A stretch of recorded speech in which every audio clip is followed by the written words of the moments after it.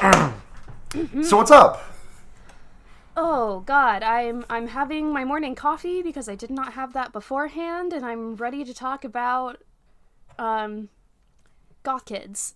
Goth kids, hell yeah. Let me show you how I started my day, because I did get some caffeine, but I'm gonna use an image to describe it. Okay, good. Sending this. This is how my day started. I woke up. Oh, and then, fuck yeah. 15 minutes later. The image in question is a 12-ounce peach edition can of Red Bull and a chapter of Game of Thrones, the book Game of Thrones. I wouldn't do either of these Thrones. things, but I fully support your right to do them. What's that? I wouldn't read Game of Thrones, and I probably wouldn't be drinking peach edition Red Bull, but I fully support your right to do so. Thank you very much. I have become a bit of a Red Bull bitch on the weekends. I try not to vibe with energy drinks during the weekday, but sometimes I just want an energy drink on the weekends, and Red Bull it lets me down the easiest out of all of the energy drinks. So if I am to drink an energy drink, I choose the Red Bull. That's real. I just know that I don't have any kind of self-control, and if I start drinking energy drinks, I'm not going to stop. So yeah, that's the kind of person I am these days. I've cheated on the brink of that. I don't let myself buy Monster, because if I buy Monster, I start wanting more Monster.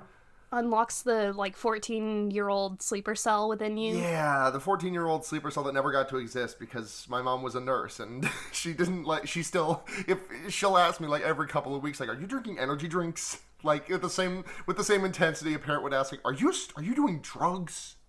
Are you smoking weed? Are you smoking weed, my beautiful daughter? Yes. Yes, I am. Yeah. Spoiler alert, Mom, if you listen to this podcast. Just some pro-weed smoking ASMR God. here for our listeners at Beer Baiting.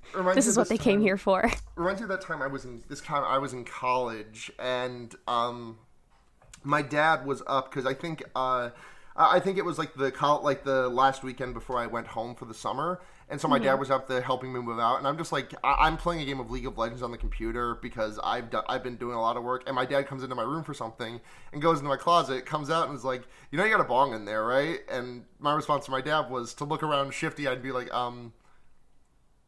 no, I don't. And then he just tussled my hair and walked out of the room. That's a pretty cool reaction. Yeah, it's a pretty cool reaction, all things considered, about my father. But we're not here for therapy. We're here for horror movies, or in this case, horror anime. What's the difference? What's the difference? Theme song.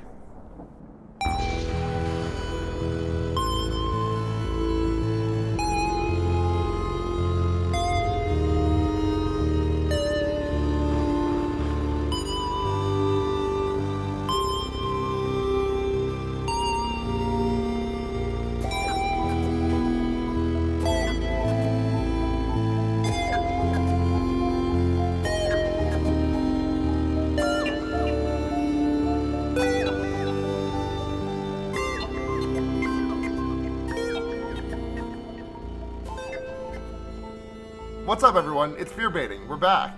I'm Sarah, and this is a horror movie podcast most of the time, but sometimes we do other horror properties, and occasionally we've been known to do just more movies that are not exactly horror movies, because I really wanted to talk about them.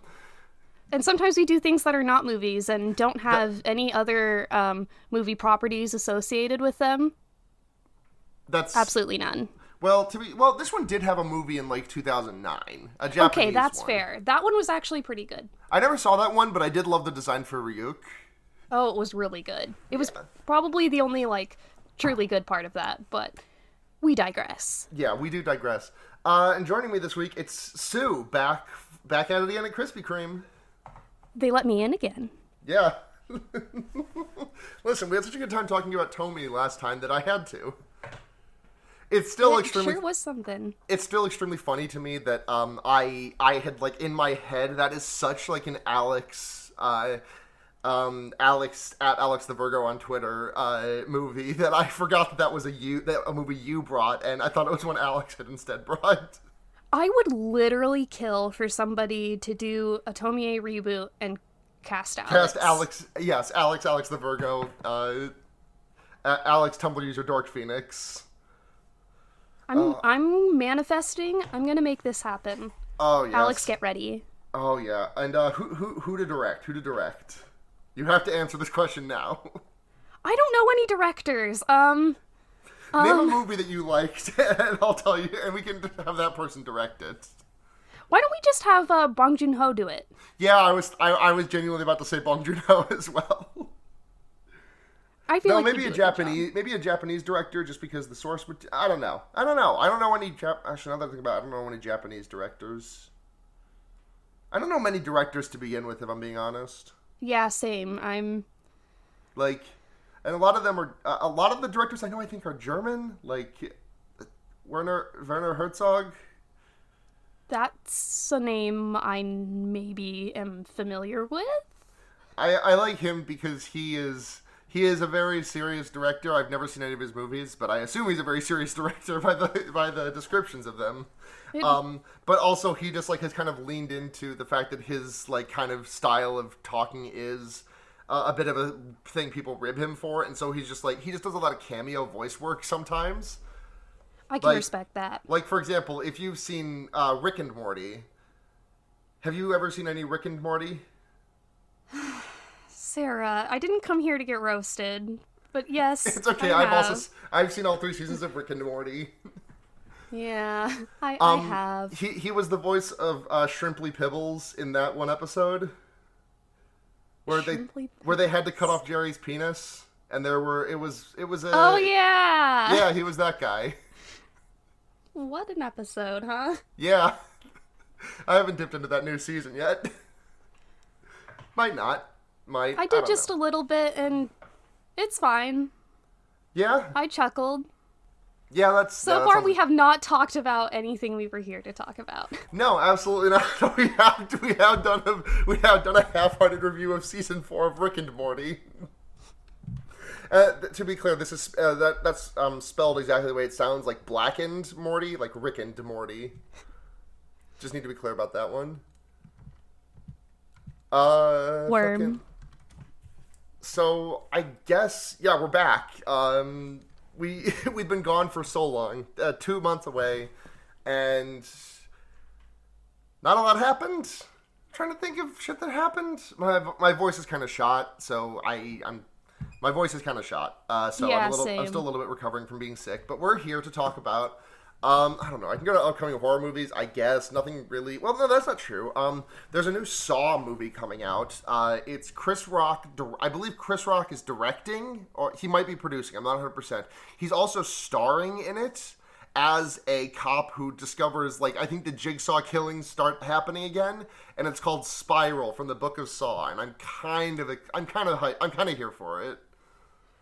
I'm not super into, like, the Saw franchise, but I'm glad you're looking forward to it. Chris Rock seems like an interesting... Yeah, it is. Interesting choice here, but... It is. I'm trying to think of the last time I've seen Chris Rock in a dramatic role, and I can't... Like, when I think Chris Rock, I think of Rush Hour, and I think of the zebra from Madagascar, and most specifically that small scene from Madagascar 3 where he sings "Dun Dun Dun" in an Afro circus, and someone mashed it up with "Party Rock is in the house tonight." Naturally. Yeah. I just only think of like the little bits of his stand-up that I watched and then turned off because I was like, this is clearly not for me. Yeah. I'm not your target audience, am I? Yeah. I want to double check, make sure that it is Chris Rock, and I'm not getting that wrong. Okay, it is Chris Rock. All right. Just so bizarre, but all right. Yeah, I'll watch it. We also have The Invisible Man, that movie coming out that looks really good. Have you seen this trailer? It's the one with, what's her name? From The Handmaid's Tale. It's completely blanking. I haven't, but I am intrigued. Elizabeth Moss. It stars Elizabeth Moss, and it's much more of like a psychological thriller, much in the way of like the, what the fuck was it? The Hollow Man? I might actually watch it then.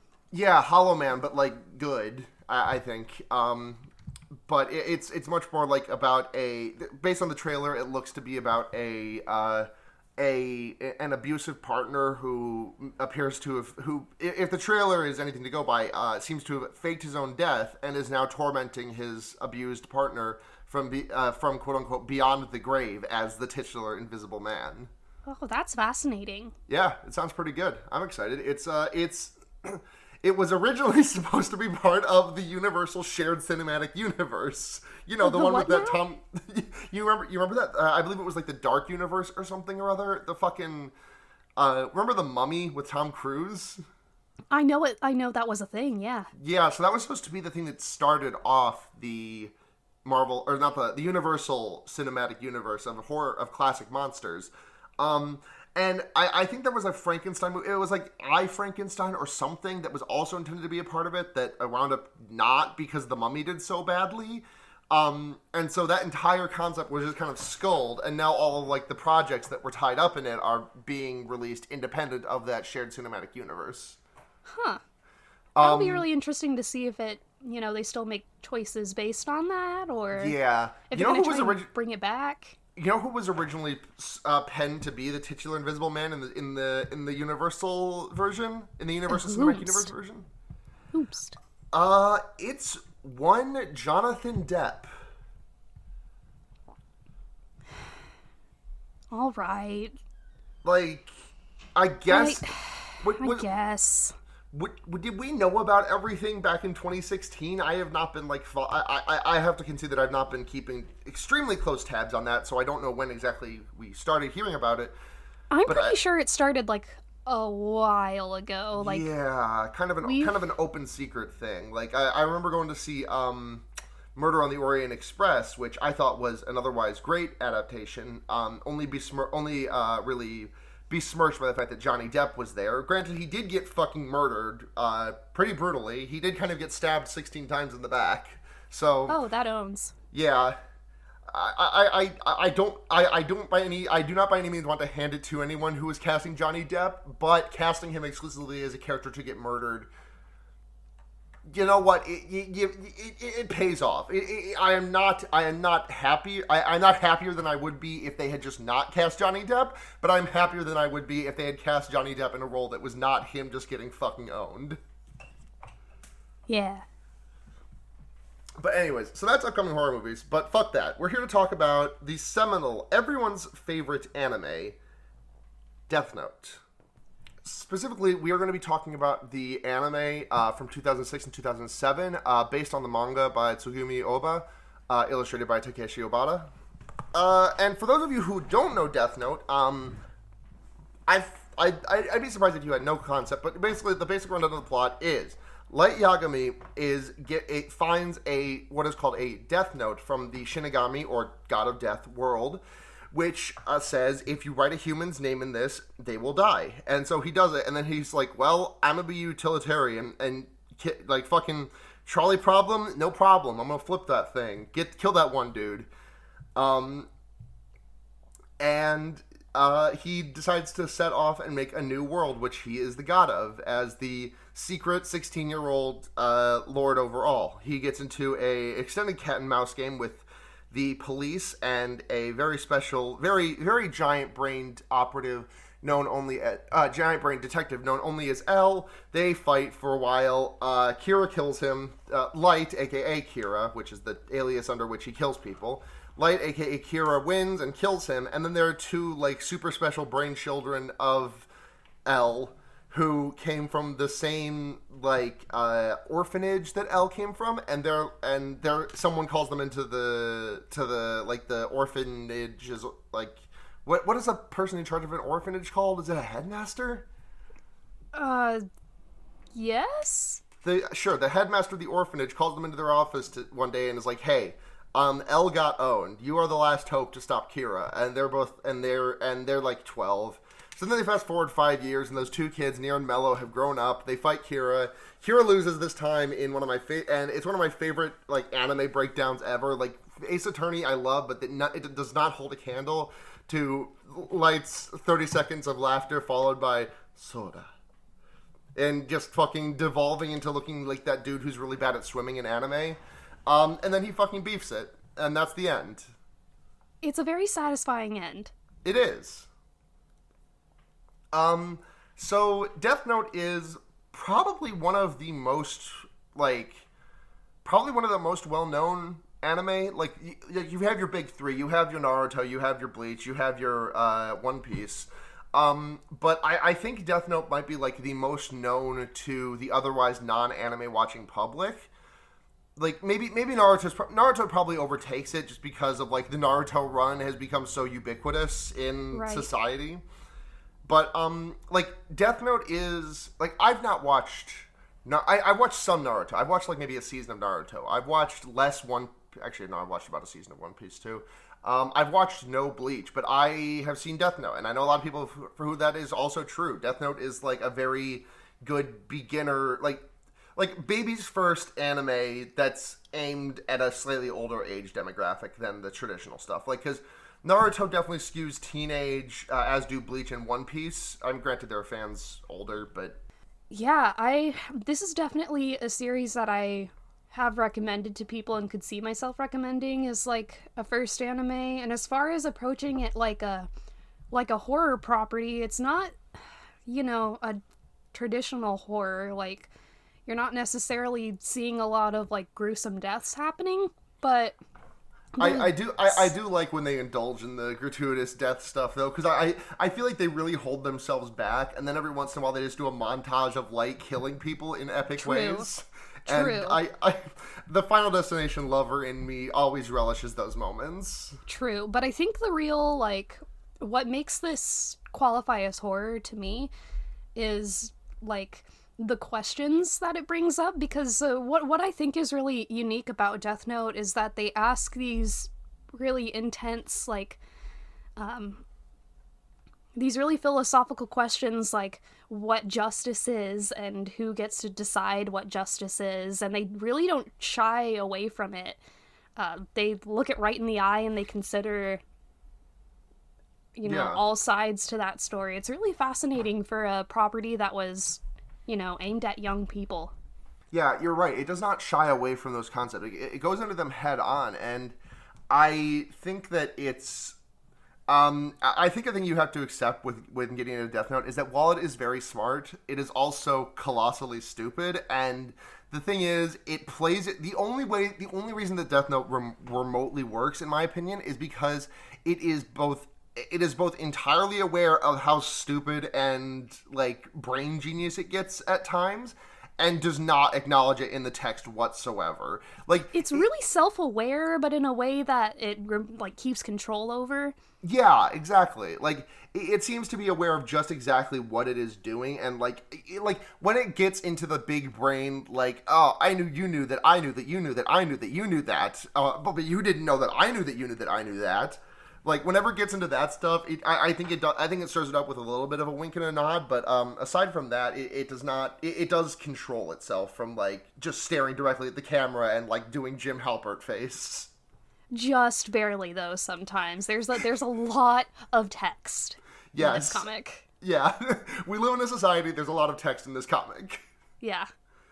One of my favorite characters in the manga, or rather in the anime, is Matsuda, the most bumbling of the police force, and also kind of in love with not side character. Well, unfortunately, she is kind of relegated to side character for a lot of it. Misa Hamon Coach.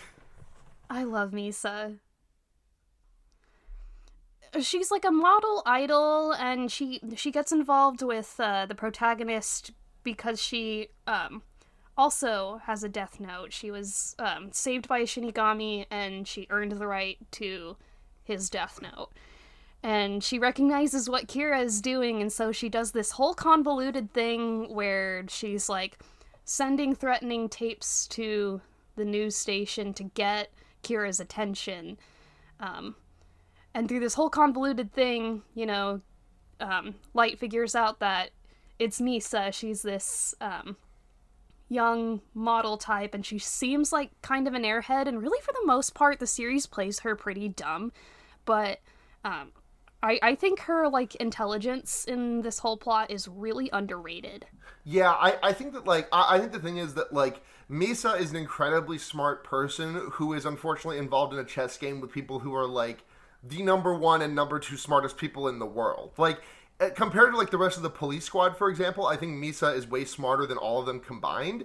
But because like in the text, like Light Yagami and L and later on Mello and Nier are like the four smartest people to ever live, basically, as confirmed in the text. And I don't defend. I'm not defending this decision. I think that it sucks, and I think the women get very. I think that very like once it gets past like the 1/3 point, I feel like the women kind of don't get to exist in this story except for as bargaining chips. Yeah, seriously, which is really shitty. Like Light's sister, for example, is one that I always get really fucking mad about when I think about.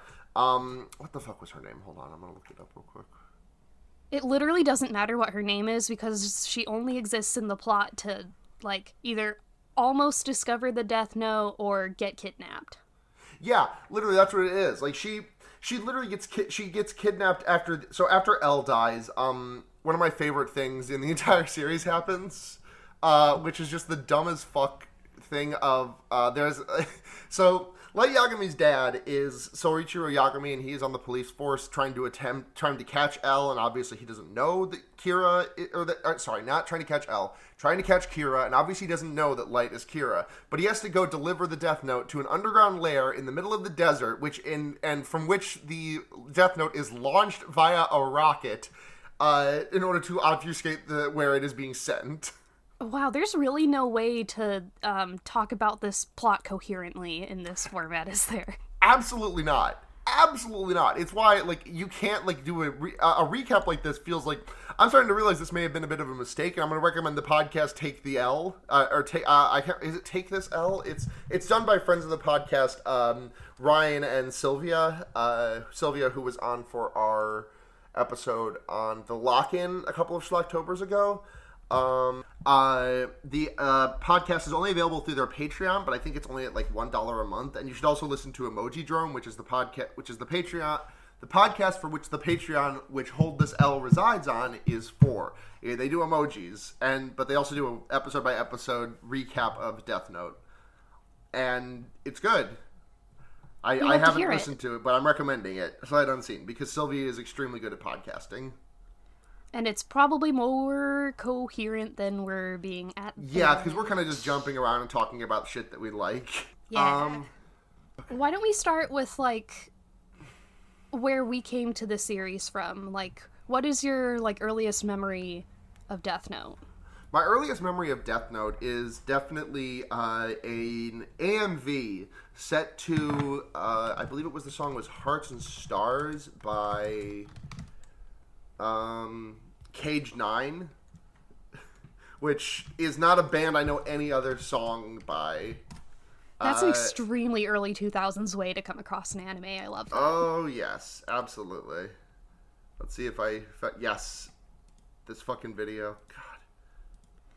God. By Premonition Studios, which is a YouTube channel that does not exist anymore. So shout outs to Premonition Studios. They also did They did an AMV for, it might have been Fruits Basket by a Jars of Clay song and some other Christian rock song set for a Naruto AMV.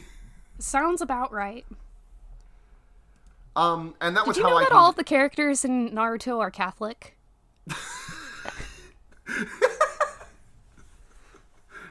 That's what... Kakashi has become Catholic. That's why if you slow down the footage of them ever doing jutsu, it all starts and ends with them doing the cross on their body, and then they start doing all the hand signs. I would have paid more attention in Catholic Jesus school if this was really the case. 1,000 years of death in which Kakashi stuck his finger in Sasuke's butthole. That sure did happen, didn't it? Yeah, it did. That sure did happen like a couple times. I've been playing some Guilty Gear lately, and there is a character named Faust, and one of his special moves is to literally do that. He disappears and then reappears underneath the opponent, and they don't show the finger going into the butt, obviously, but they show him doing the exact same hand sign, and like, there's right up in there, and it deals like a third of their health bar. Hey, Japan? You good? I think so. Like, what's going on? What is that? You know what? Never mind. I don't want to know. We should probably continue to talk about Death Note. Yeah. And that was kind of my exposure to it. I didn't really actually engage with it until much later in life because the concept of it was very scary to me because it made me think that there was a real man out there who would just might someday write my name in the Death Note for not being good enough at existing. Damn. I had a lot of anxieties as a kid that didn't really make much sense. I feel that. I would stay up late reading the fates of characters in Twisted Metal Black, like what they wished for from Calypso and what they got, and then I would just be scared of ever getting the chance of like monkeys pawing myself to death at some point. I feel it. Yeah. Yeah. I think I came to Death Note like I was in middle school. I couldn't tell you exactly how I came around to it, but watched the whole anime, read the whole manga. I've got a few volumes of it still from that time. I even have like they did a light novel later that was kind of like a prequel called the BB Murders that I still have that book somewhere around here. Like I really engaged with like all of that content in middle school. I thought it was so cool. I watched the 2009 movie, the only movie that exists about Death Note. There's no others. Yeah, it was part of my earliest like I'm an edgy preteen kind of things that I got into. Yeah, I think I missed my edge. I don't know if I missed my edgy preteen phase, but I definitely don't remember it as well as a lot of other people seem to. I think I was just kind of scared of diving into the actual edge, and my edge just kind of explored itself through making stupid jokes, but even those were pretty tame because my parents instilled me with a very deep reverence and never the use of slurs, which was like the basis of 80% of edgy humor back then. Yeah, like, fair. When I was in middle school, basically like a joke was just set up and then slur at the end of it. Like that was just, and that just, the entire room explodes in laughter. They say the line bar and then you say the N word and then the world explodes.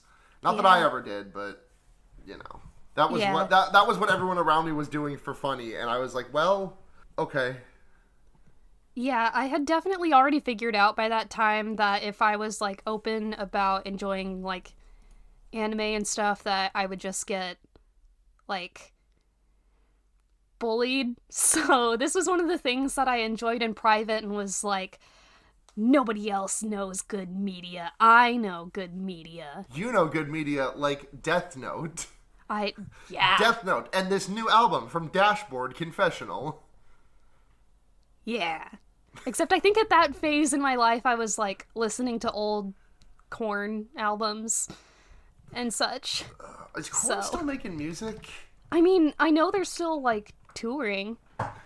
Yeah, they have made a lot of albums. Holy shit. So I'm just going to do a quick rundown of all of the albums that Korn has done, because this is germane to the topic. So there's It kind Korn, of is. Life is Peachy, Follow the Leader, Issues, Untouchables, Take a Look in the Mirror, See You on the Other Side, Untitled Album. Korn 3. So their 8th album is called Korn 3, Remember Who You Are. All right. The Path of Totality, The Paradigm Shift, The Serenity of Suffering, and most recently, in September of last year, The Nothing. Damn, dude. That's sweet. They have done like 10 compilation albums too, which is really funny. So they have a couple of live albums. They did a greatest hits album in 2004. Then they did the Essential Korn in 2011, and then also Falling Away from Me, the Best of Korn in 2011. They did 2 best of albums in 2011. It's probably all you need is the best of albums. Yeah, I can probably just like dip into the 6 best of Korn albums, listen for a quick 8 hours, and then be done with my Korn experience. That's probably all you need for your lifetime of Korn experience. Yeah, I need no more Korn experience than that. Just the one time through is all I really need. But back to Death Note. back to Death Note. So I think I got like on 17 different tangents, and but what I was originally talking about was the way that the women in this series are just treated like pawns, which is really frustrating because, like I said, his sister, who I think might be named Sayaka or something, but she gets at one point she gets kidnapped, and then when she comes back from being kidnapped, she is paralyzed from the waist down. At least I think she is, because the last time we see her is 12 episodes before the end of the show, and she is being pushed around in a wheelchair, and we see her like from above for like a minute, and then it's just like, damn, that's sad. Okay, Yeah. moving on. Yeah. Misa is really the only woman who gets like characterization. Right, but like half the time, like she spends so much of her time locked up in like that. Remember that weird ass bondage thing they put her in for like 12 episodes? Yeah, that was really, really uncomfortable. I do want to put a pin in those 12 episodes that she's in a bondage thing for, because that does have one of my favorite things in those 12 episodes. But and then Misa is also just like completely clueless for the back third of this, for like the back third of it. After Elle dies, like she is just not like she doesn't understand anything. Like her brain has atrophied in the 5 years since she has had to like help Kira with things. I mean, to be fair, at that point, Light is controlling so much of what Misa gets to know that... Yeah, fair. Yeah, I mean, that's... You know, it's still a symptom of that's the author's very, not like, treating her character very well, but... My girl character chooses to have her titties out at all times. Yeah, exactly. She breathes through her skin, actually. It's her right. When you realize why Misa has been sidelined for this entire series, then you will be ashamed of your words and deeds. God. And I'm trying to think if there are any other like female characters. Like there's that the one newscaster who helps Kira for like 2 episodes and then just kind of gets killed because in the culling of everyone. And then there's Naomi, who is in there for maybe like 3 episodes. She's Ray Penbar's fiance. Yeah, and she gets to do cool things until she gets made to suicide by Kira. She's the main character of the BB Murders book. And I should read that then. Yeah, I remember that being like actually a pretty good story. Yeah, like the thing is that like I think, and I don't believe that I've read anything. I don't believe that I have read anything by Tsugumi Oba since. But actually, let me look at his other works to see if he's not written anything. He wrote Bakuman and Platinum End, and that's really been it since Death Note. Didn't they do Hikaru no Go together? That was just Takeshi Obata, I believe. Which I really should read that shit. I know, everybody keeps telling me. Takeshi Obata was also responsible for the art in All You Need Is Kill, which served as the source material for that Tom Cruise movie in 2015. Edge of Tomorrow, Live, Die, Repeat. Interesting. Did you see that one? No, I didn't, but that makes a lot of sense. Obata does really good, like... It's really interesting to me that Death Note is one of the only, like, horror-adjacent properties that Obata has illustrated, because he's really good at just unnerving character design. Yeah, like the ghost in Hikaru no Go always scared me when I was a kid. Yeah, and like all the Shinigami designs are really good. Like when I was a kid, I was just googling around about this series because I was too scared to watch it, and like I looked up a picture of Rem, and I was so scared of it that I just turned off the computer, I think. That's valid. Rem's scary. Yeah. But like even all of the like tertiary Shinigami that don't even get names are all their designs are great, because the only Shinigami that gets named are Rem and Ryuk, I believe, and I think that maybe 1 or 2 others get their name mentioned once, but I don't fucking remember what it is. Yeah, there's one more. The bug dude, the one that looks like a dried up cicada husk. Hell yeah, that's my shit. But speaking of names, the names in this series are great. All of the Japanese names are pretty, as far as I know, like nothing's really special about them. But the American names are all extremely fighting baseball shit. Like, for example, Lind L. Taylor or Ray Penber. This sounds like English. Ray Penber is such a nice name. I do love to hear it, and I love to think it, and it's absolutely. You do have to hand it to them. Yeah, hold on. I'm gonna see if I can find the list of other FBI, American FBI agents who get iced along with Ray Penber. Yeah, that's one of the other kind of interesting things about the series, going back to the idea that they really don't shy away from a lot of the, like, big worldwide implications of this. This is like an international story. There's a lot of like American interference, which is fascinating, especially when you get to, and we'll talk about it at the end, the one shot that just came out. Yes. Actually, that I think you just brought up this is a great time to bring up the one shot, because you mentioned the international of it all. So in the one shot, Donald Trump buys the Death Note. He sure does. So for context, they just recently released just a one-shot extra story. Earlier this week? Something like that, yeah. Yeah, February 3rd, so at time of recording, 6 days ago. Yeah. It's a really fascinating story, but I don't even know where to begin here, because it's a really different story than the original Death Note, but it still fits pretty snugly into that universe. The story is basically as follows. I'm just going to presume that this book takes place in current, like this book takes place like day and date as it came out. So in 2018, a high schooler, Minoru Tanaka, received the Death Note from Ryuk, the same Death Note that Light Yagami had years prior. He does some research, does some thinking, and is like, okay, I'm not huge-brained like Light was, but I do know how to problem solve, so let me just look at this for a couple of days. He does some math and gives the Death Note to Ryuk and is like, okay, I'm going to forget all of this, come back in 2 years and give me this Death Note. So now it's 2020, he gets the Death Note back, and he puts the thing up for auction, at which point the United States buys it for, I believe it was a quadrillion yen, so $10 trillion, if my conversion is correct. Roughly. And Minoru, Mr. Tanaka decides to have that money divided equally among every Japanese citizen. He's a comrade. Instead of trying... Yeah, absolute comrade. And Donald Trump gets owned because there's a new rule that's been added to the Death Notes that says if you buy or sell this thing, you will die. And as such, Minoru Tanaka also dies at the end because, I mean, you can't be a Death Note protagonist without dying. It's just fact. That was the bullshit at the end, though, is because President Trump doesn't die. He surrenders the Death Note and decides to just pretend like he still has it, which I think is too big-brained of a decision. Like, I don't think the real, literal Donald Trump would have necessarily turned it down for that reason, but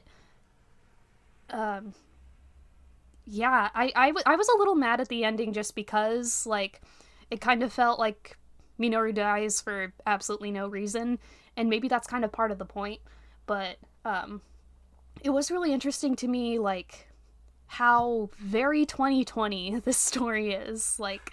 Yeah, like, it's weird to have all of, like, there's a part early on where Tanaka is, like,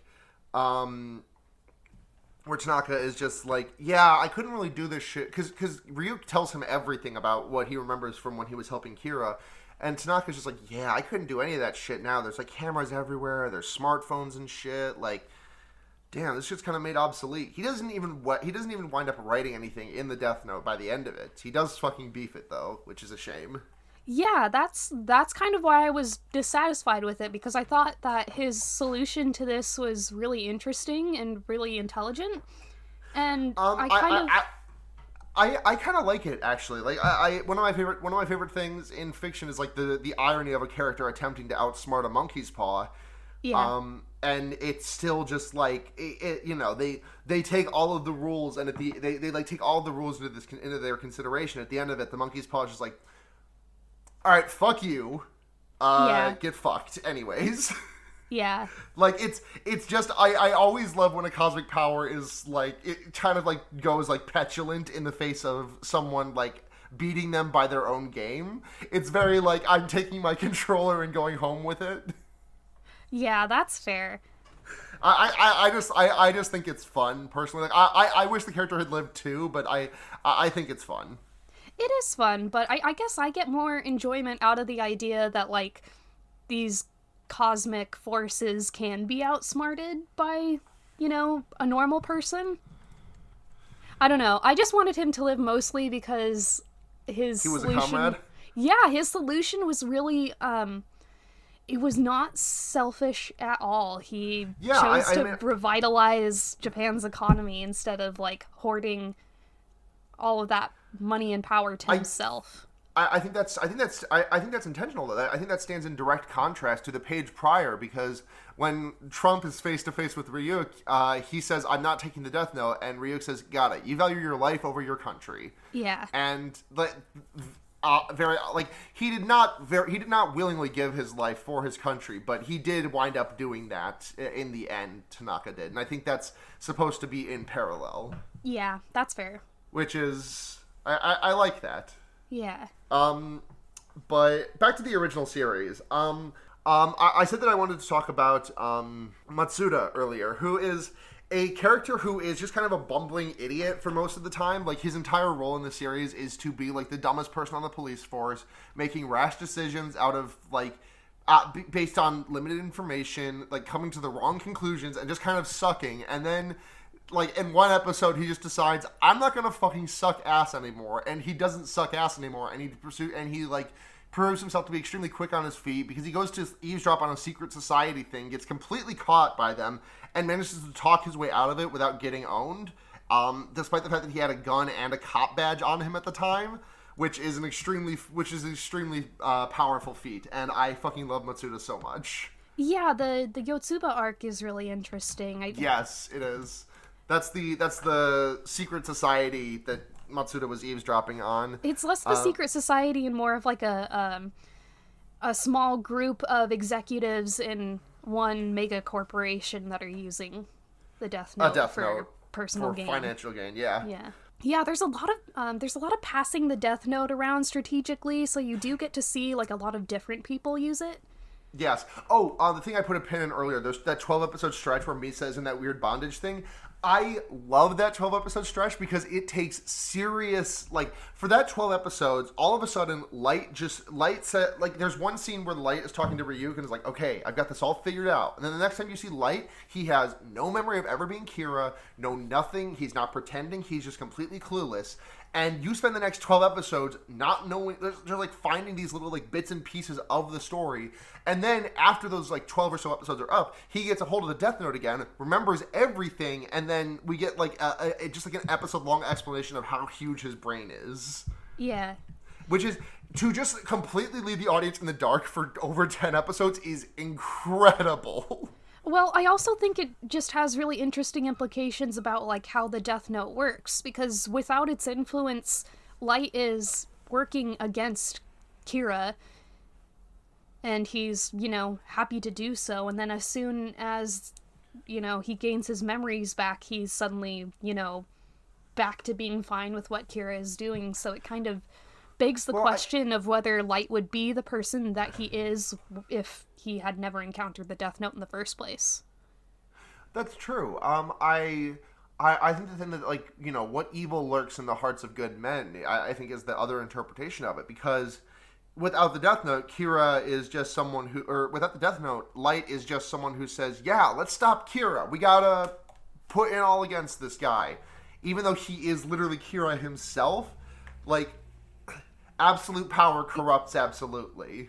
Non-Kira Light Yagami is like, well, I mean, this guy seems to know this guy, like, he has some moral dilemmas of his own where he doesn't really know whether or not Kira is just, while he doesn't know that he's Kira. But it's, I don't know. I think it's interesting. I think one of the other like interesting face of this is that the series never actually it doesn't tell you who is in the right. The whole idea is kind of that you have to decide who is in the right for yourself, and Yeah. so it's an interesting question of, is what Light is doing, good? Does he have good intentions? Because, nominally his goal is to eliminate crime and create a perfect world, but, how you get there, it's a question of It is the trolley problem brought to its most logical extreme. yeah. It is the question that lies at the heart of utilitarianism. This is like Light Yagami is the most utilitarianist. It is the needs of the many outweigh the needs of the few. When the needs of the few are to murder, are to steal, are to commit like high level fucking pay. What's the word for when your employer steals money from Fraud? you?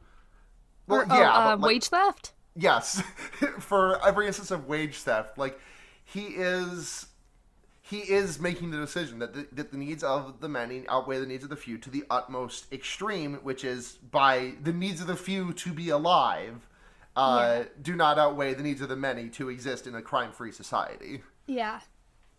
And they like you're right. They don't say whether or not he's right, and that's utilitarianism is a philosophy. When you first engaged with Death Note, were you Team Light or were you Team L? When I first engaged with Death Note, okay, so that would have been I watched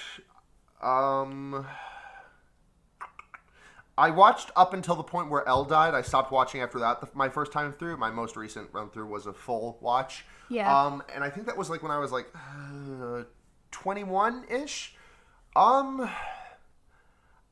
I think I was kind of split. I mean, just because they definitely don't make it easy to take a side, especially because L definitely uses some extremely criminal some police criminality bullshit, some surveillance state, and it makes it hard to choose a side.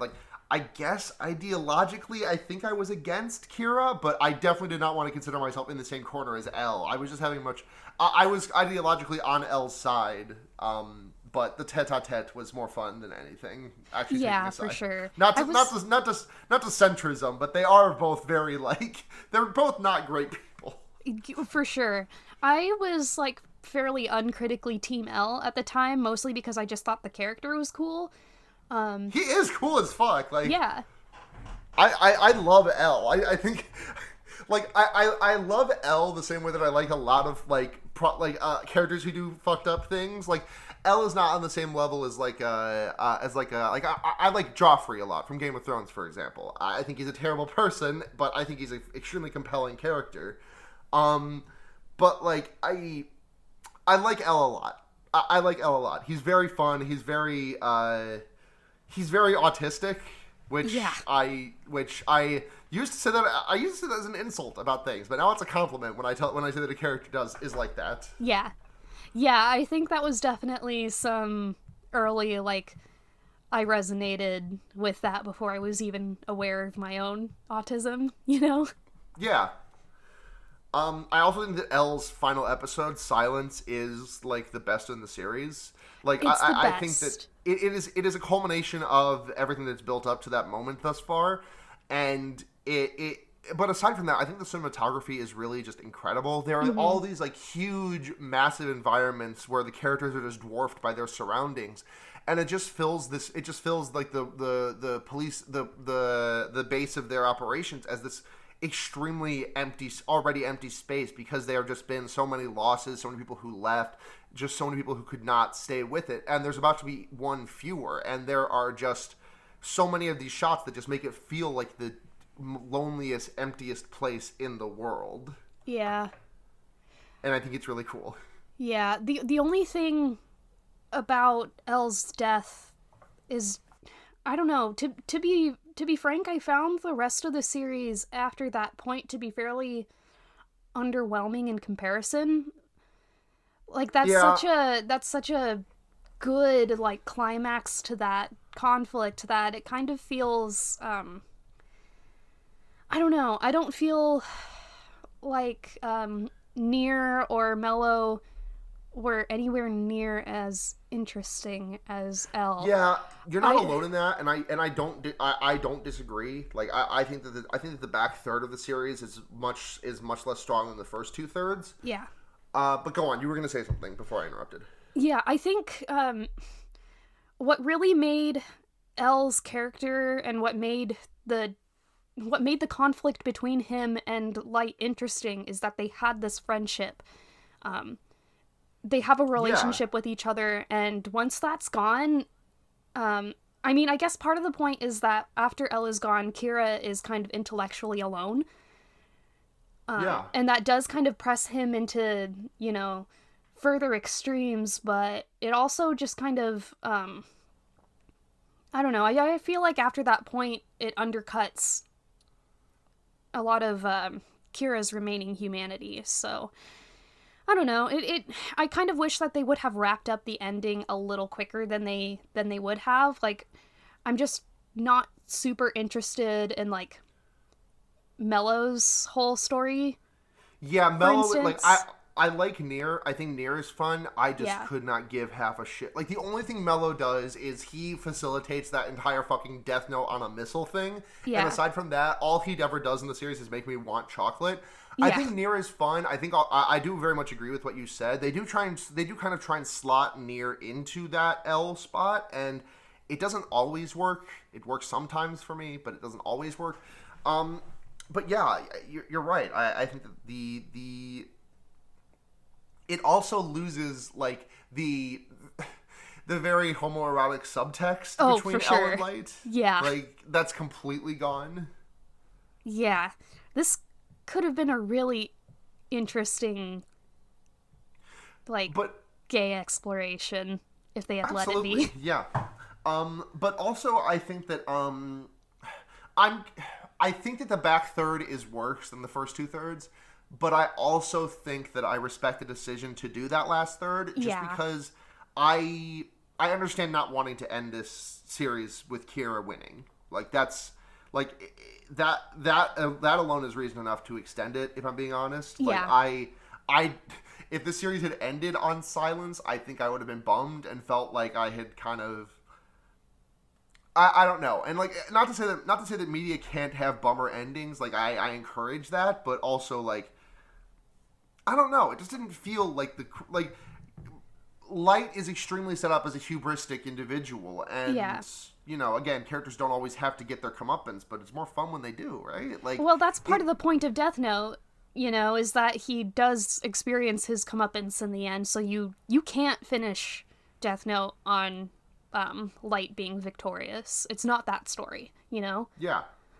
it doesn't work with the rest of it. It's a cat and mouse game, and the mouse eventually has to lose. Yeah, and you know, Elle eventually did, unless it's Jerry.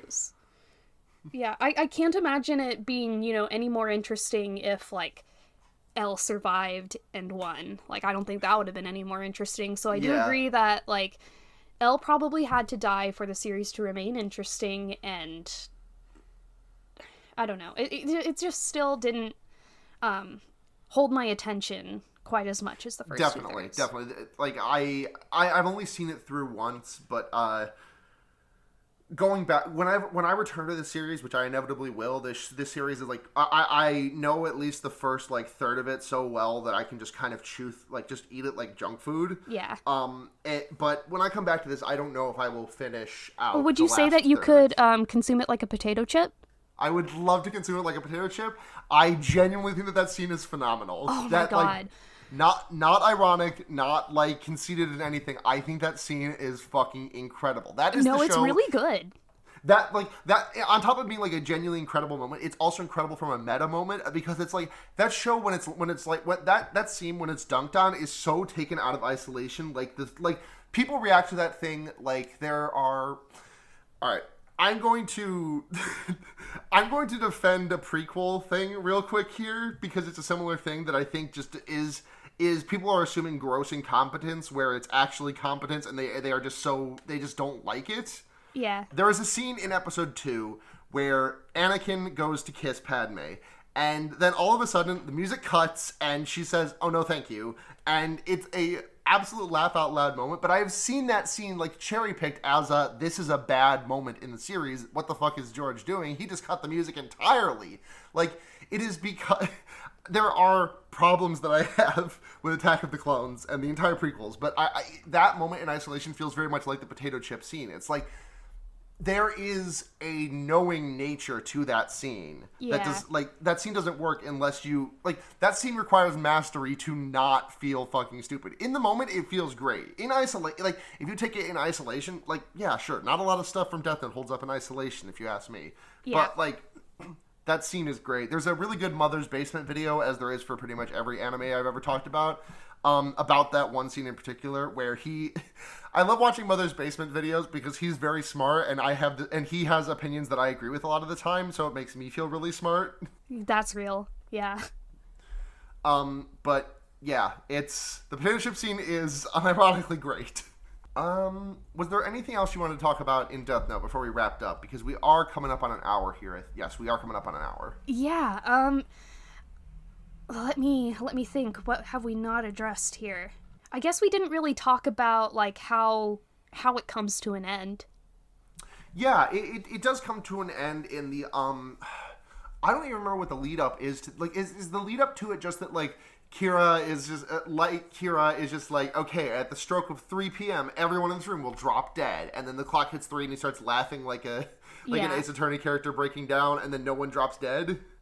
Yeah, Ryuk moves against him in this final scene. He thinks he has everybody's names, that he's written them all down on the proper paper, so he thinks that he's won, and decides to reveal himself at the end. Because at this point, pretty much everybody suspects him, and through the whole series, there's the tension that everybody knows that Light is one of the few people who could be Kira. But at the end, it becomes, undeniable. And in that moment, it feels like Light's about to, have his victorious villain speech, but he's completely unhinged at this point. When it doesn't work, it all falls apart pretty spectacularly. Yeah, it's phenomenal. He gets shot a lot, and then he just kind of hobbles his way out, and they're like, you can chase him, but he's definitely gonna bleed out. Yeah, and so he wanders his way into this old warehouse and falls asleep on he just dies on these metal steps, staring up at the moonlit sky above him as his last gasps of breath fade out. Yeah.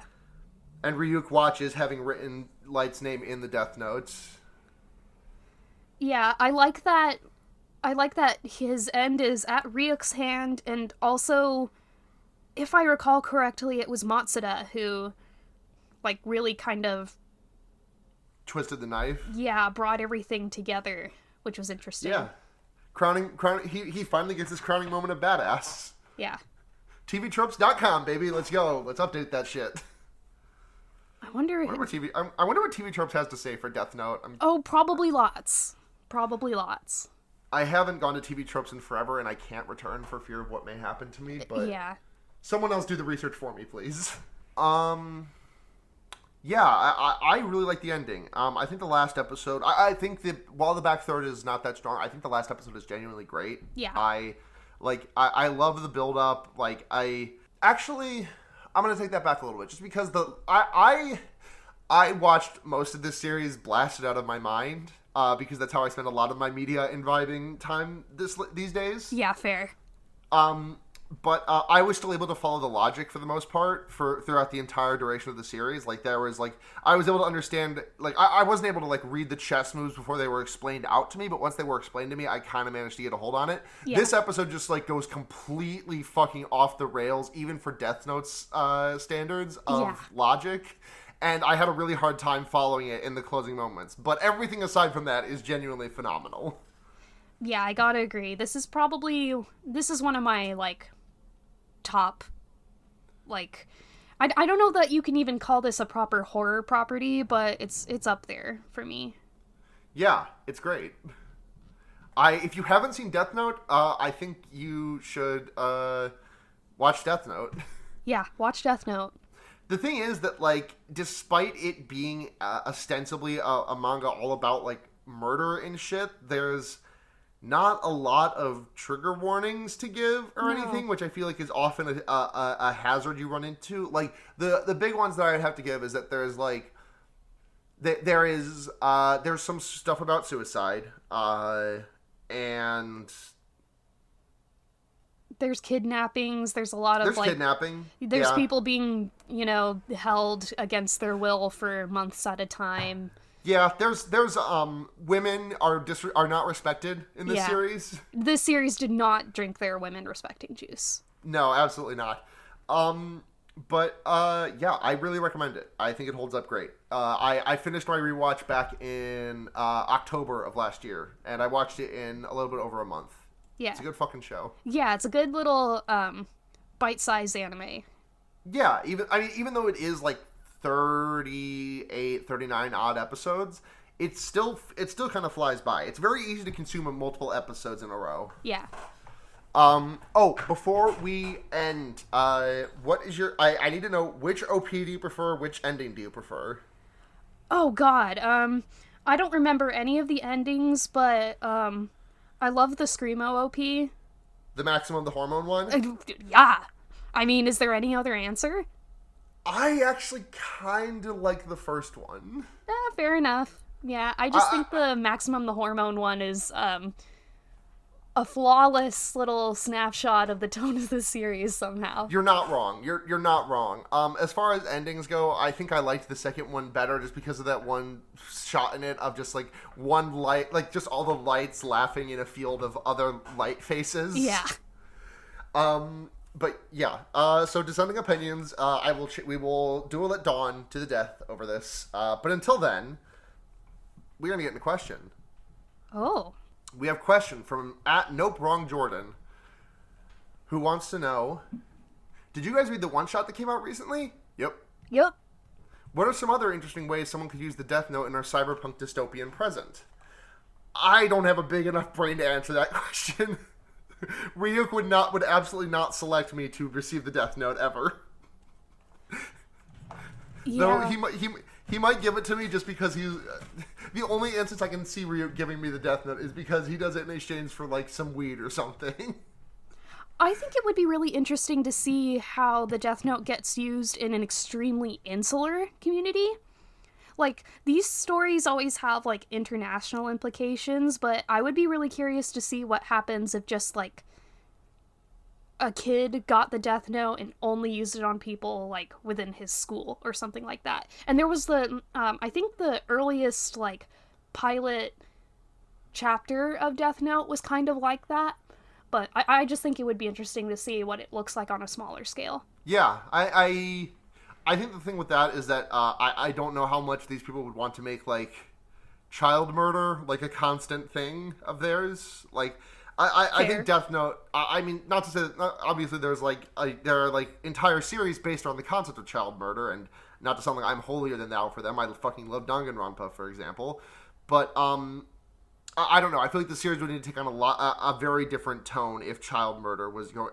It would have to answer an entirely new set of questions if you ask me to do that one. That's why I'm interested in it. True. That's very true. Yeah. It would get into a big nature versus nurture thing. Yeah, that's what would be interesting to me about it. I think I guess a closing note on this is that I think a thing that I really like about this is that Light Yagami is just a regular ass... Well, he's got a huge brain, but aside from that, he's just kind of like a regular ass kid. Like, there's no fucked up, like, history of his. He didn't, like, like, I don't know. Like, I have Harry Potter fresh on the brain because I've been listening to a lot of Shrieking Shack, but, like, he doesn't, for example, like Voldemort did as a kid, torture the shit out of animals, which is also, if I remember correctly, shorthand used in Ender's Game to show that Peter is a very bad kid because he, like, he, like, kills rabbits and stuff. Yeah, that's a pretty common, like, early sign of a serial killer sort of thing. Yeah. But Light Yagami is just like a dude, and he's like, well, I can fucking... The world is rotten. Let's fix this shit. Yeah. But yeah. It's good. It's good. You like to see it. Yes, we do. So now we do recommendations. Sue, do you have a recommendation to bring? Oh, fuck. Come back to me. If you need time, yeah, okay. My recommendation this week is an anime that I've been watching because I've been watching a shitload of anime. This season is stacked. I recommend you follow me on Twitter for all my good anime opinions. But the best show I've been watching this season, and probably the best show that's going to come out this year, is Keep Your Hands Off of Eizouken, which is an anime about 3 young girls who go to a high school together and they want to make anime. Two of them are artists, and one of them is an extremely competent producer. And that's the show. It's incredible. It devolves. It doesn't like devolve is not the right word, but like it transitions into like sketchbook and storyboard-esque looking scenery from time to time, and it transposes like the high quality animation of the girls and like the sketches and stuff that they are interacting with, and it's fucking phenomenal. It's great. The intro and outro music are both absolutely excellent. I can't wait to fucking sit down and watch 2 more episodes of it tonight. It's genuinely one of the best shows I've seen in a long time. It rips. It rips. It's really good. Yeah, I think I would like to actually plug another podcast, if that's okay. I've been listening to a lot of Flash in the Pan lately. It's a podcast in which 2 people rewatch like old Flash movies from, the early aughts. So it's been such a like nostalgia trip, remembering all these things like Magical Trevor, that were such a huge part of like my childhood and early like internet adventures. It was just really good. It's fun, and they're good about talking about the edgy humor that hasn't aged very well, and they're also really good about doing investigations into like what the people who made these Flash movies are doing now, and it's just a really good show. I'd like to hear it. Had they done an episode on that 30-minute Newgrounds cartoon that I can't remember the name of, but it's just the extremely random movie? Probably. They've got quite a back catalog right now, so. All right, I might have to dip into that. Ziki Bookie Doog and Real Heads know. Yeah. That's going to do it for this week's episode of Fear Baiting. We're back, baby. The schedule going forward is just going to be that there are going to be 3 episodes. So basically the way it works is there's going to be an episode break, so every 3 episodes, basically, I'm taking 1 week off. Because I don't quite want to take this show bi-weekly, but I do need to be able to give myself these breaks more often because podcasting is difficult. That's extremely valid, and I'm glad that you're doing it that way. Yeah, thank you. Thank you very much to Seda for our incredible intro and outro music. You can find them on Twitter at Nudity, and also you can find the rest of their music under People You Meet Outside of Bars on Bandcamp, or just head to gaygothvibes.online. Thank you very much to Blair for editing this episode. You can find him on Twitter at Blair Kitsch. And thank you to Matt GameCube, long may he reign, of the GameCube family, for creating Noisepace.xyz, where this and the sister podcast, The Wonder Years, with the aforementioned Blair and Seda, as well as the Let's Listen podcast I do, Henry Kissinger's Pokemon Going to Die, where both of those are hosted over on Noisepace. Thank you to Sue, very much for coming on this episode of Fear Baiting. Where do people find you? Thanks for letting me return. You can find me on Twitter at Sue Makes Art. That's SU Makes Art. You can find me on Tumblr at least 5 lizards. I think that's the digit 5, by the way. Yeah, the digit 5. At least the digit 5 lizards. Yeah. And I don't really have a lot else going on at the moment, but I've got some projects in the works, so you'll start to hear more content from me soon. Nice. Yeah. If you want to find us, we're Fearbaiting everywhere, including Patreon. Patreon.com/fearbaiting helps support the podcast. $1 a month gets you bonus content. We don't have too much of that, if I'm being honest. But the bonus content that might be forthcoming is Seda is going to be sending me some high quality versions of the theme music we've used over the years for both this podcast, for both the main time we're doing the show, and also all the Schlocktober themes they've done. So look forward to that. That'll be available for all $1 patrons. $5 a month gets your name under the podcast and a short message. $10 a month gets you all of that, and you get to make us watch a horror movie. So thank you to Michael Kaiser, Paul Moran, Kit Spindler, Paul Bechtel, and Ducky Aisha. We love you all so much. You can find me on Twitter at Sunhatzhenya, SUNHATZHENYA, and I believe that's everything. So again, Sue, thank you so much for coming on the podcast. Thank you. It is always a delight. Thank you all for bearing with me in that 2-month absence. I'm happy to be back and doing this show again. But until then, I'm Sarah. I'm Sue. And remember, you can put a fucked up guy anywhere. Good night, everyone. Good night.